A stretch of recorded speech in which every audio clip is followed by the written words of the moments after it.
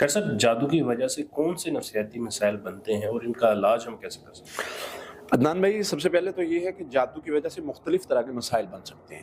جادو کی وجہ سے بیماری بن سکتی ہے، یعنی جو ہمارے تجربات سے گزری ہیں چیزیں، جو احادیث سے ملتی ہیں، جو ہم نے دیکھا ہے کہ جادو کی وجہ سے مسائل میں بہت سارے مسائل بن سکتے ہیں۔ اگر بیماریوں کے لحاظ سے دیکھا جائے، میڈیکل ایشوز بن سکتے ہیں۔ میں نے خود مریضوں کو دیکھا ہے، جادو ہوا اور اس کے بعد ان کو کوئی میڈیکل ایشو ہوا اور اللہ کی رحمت سے وہ ٹریٹمنٹ کروانے سے بہتر ہو گیا، یعنی روحانی علاج کروانے سے۔ بسا اوقات جادو شیطان مس کر کے نکل جاتا ہے اور چلا جاتا ہے اور بیماری رہ جاتی ہے، وہ ایک الگ میٹر ہے، اس کا پھر پڑھائی کے ساتھ میڈیکل علاج ضروری ہو جاتا ہے۔ دونوں علاج ہوتے ہیں؟ دونوں علاج میں تو جو ہے ریکمینڈ کرتا ہوں کہ آپ دونوں طرح سے علاج کروائیں۔ جادو کی وجہ سے نفسیاتی بیماری کون سی بنتی ہیں؟ سب سے پہلے تو جادو کی وجہ سے نفسیاتی بیماری میں جنون آتا ہے۔ اچھا، جنون کی کیفیت بنتی ہے، بھولنے کی بیماری بنتی ہے۔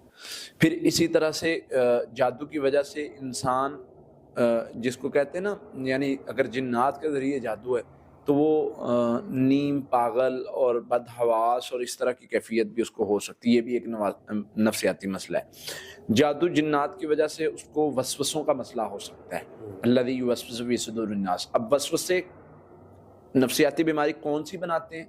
اوور تھنکنگ کی بناتے ہیں، او سی ڈی کی بناتے ہیں، وہ اس کو نفسیاتی طور پہ خوف میں مبتلا کر دیتے ہیں۔ یہ ایک الگ لسٹ ہے، الگ میٹر ہے کہ نفسیاتی مسائل، ایک بندے پر جادو ہوا اور اس کے بعد اس کو یہ سارے پروسیس اور مسائل اور بننا شروع ہو گئے، تو یہ کیسے ہوتا ہے؟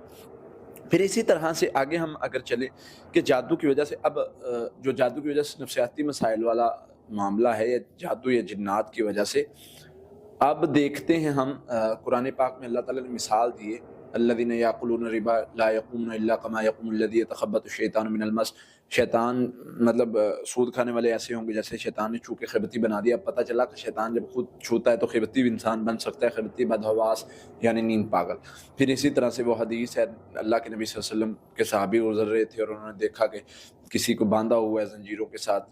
اب اس پر انہوں نے سورہ فاتحہ کا دم کیا، علاج کیا اور وہ ٹھیک ہو گئے۔ اس پر بھی محدثین کا بعض نے اس پر لکھا ہے کہ اس کو کوئی سحر جنون تھا، یا جنون کا جادو یا جنات کا مسئلہ تھا، جس کی وجہ سے یہ اس طرح اس قدر جنون کا شکار ہو گیا تھا کہ اس کو زنجیروں سے باندھنا پڑا تھا، کیونکہ لوگوں کو نقصان پہنچا۔ اب اگر کوئی اس طرح کنڈیشن میں جاتا ہے تو وہ کیا ہے؟ نفسیاتی مرض۔ اب نفسیاتی مرض ثابت ہو گئی کہ قرآن سے اس کا علاج صحابی نے کیسے کیا، اس کا علاج کیسے۔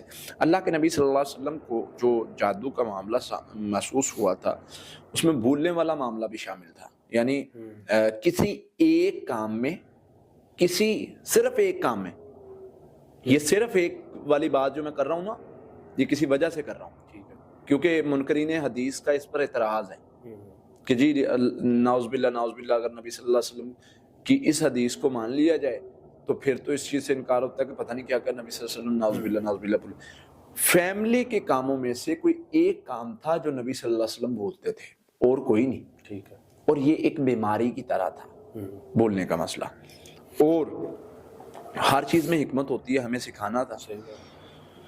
تو پتہ چلا کہ جادو کی وجہ سے بولنے والا مسئلہ بن سکتا ہے۔ بس اس طرح کے کچھ مسائل ہو سکتے ہیں جادو کی وجہ سے، اور اس کا علاج سورہ فاتحہ ہے، آخری 3 کل ہے، درود ابراہیمی ہے۔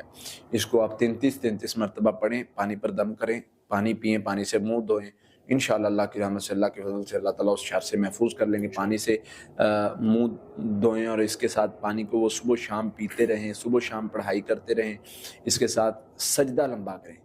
ان امراض کے مریضوں کے لیے میرا بہترین مشورہ ہوتا ہے سجدہ لمبا کریں، اللہ تعالیٰ اس شر سے محفوظ کر لیں۔ بہت شکریہ۔